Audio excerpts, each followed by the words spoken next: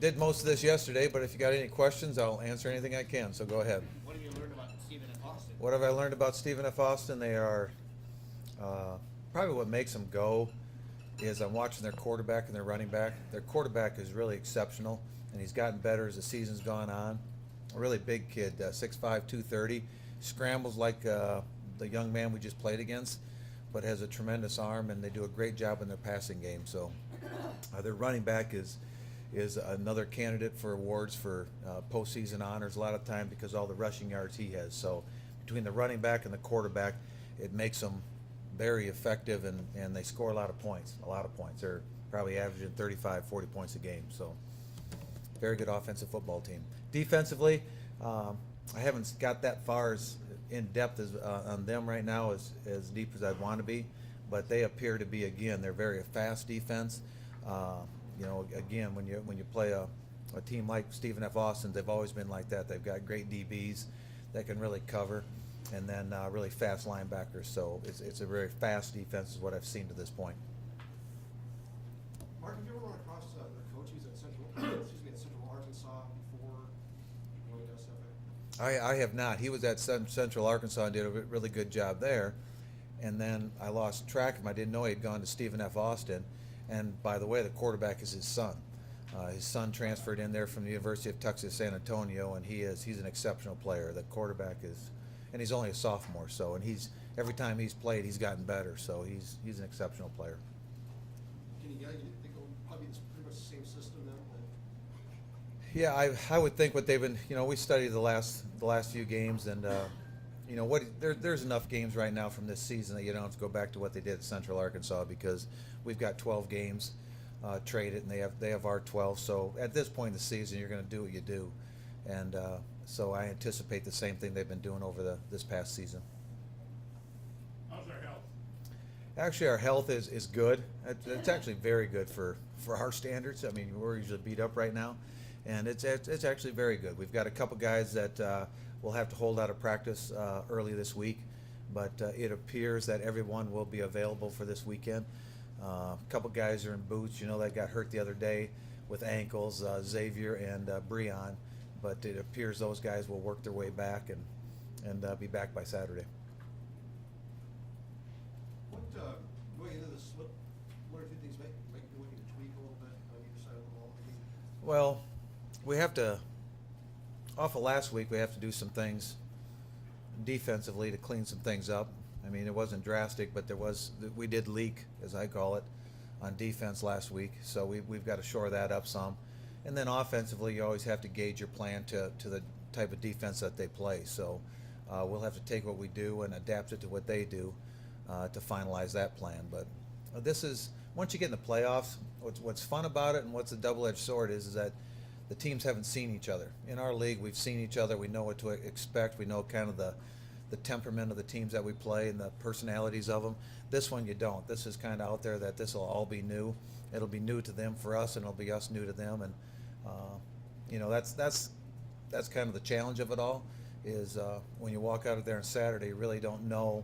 You've seen them on film, but until you line up against them, you don't really understand how they play. So we got to make sure that we just get our team ready, and we're looking forward to it. We've been playing good football as of late, but we still have to put things together and do a good job this week as well. Have any idea where we'll play second round? No idea. I hope to get to second round. So it is actually, whoever wins the game goes to Illinois State. What's that? Whoever wins goes to Illinois State. Okay.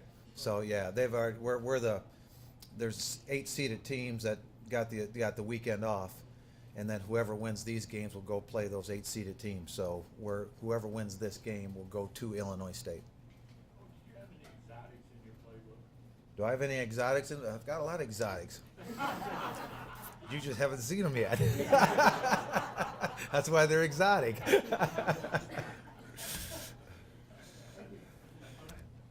Carter Schultz taking an increasingly important role this year, starting and coming off the bench. How has he improved? Where's he made the most significant strides since last year? Carter's done a great job. I mean, Carter just has gotten better and better. And I thought he was going into the season, August, when you're talking preseason about him, you're hoping that he'd give you some reps and some downs and give some guys some downs off. through the season. You hope he'd be a 20 snap a game guy, and he's turned into a full-time player. He's done a great job.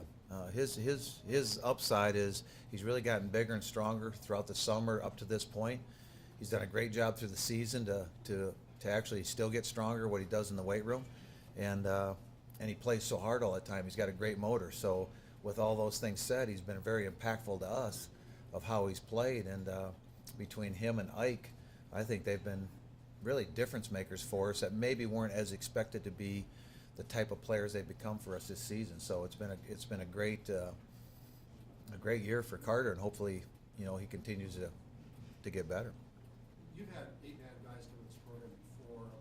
Was it as much of an adjustment for Schultz as maybe some others you've had?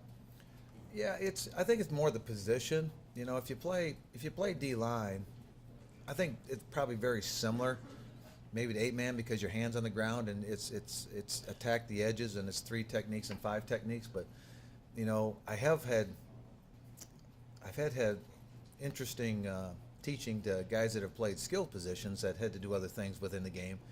But for Carter, I think it was a pretty easy transition being the position that he played. But how he plays is what makes him such a good player. He just plays so hard, and when you have that kind of motor and the size that he has, he's impactful. I don't know if you've had a chance to look at the whole bracket yet. If so, any surprises in terms of other teams from any given conference, anything of that sort? I have not looked at the entire bracket. I haven't. I saw our name and who we played, and I kind of know the guys around our area, but I have no idea what side and the north, south, east. Well, I haven't looked at all that stuff. I just trying to figure out what Stephen F. Austin is going to do. Learned a long time ago. Just look at your first, deal with your first problem, and hopefully you can create another one. But it's a handful. So all we've looked at right now is, as soon as we found out who we played, we went to work trying to get film, and then a lot of guys spent most of the night breaking that film down, because that's the thing of the first game. The first game is you find out at 10 o'clock or whatever time they told us yesterday, and then immediately you got to start downloading stuff, and that all takes time, and then you got to get 12 games in the system, and there's a lot of man hours that went to where we're at today just to get back on schedule.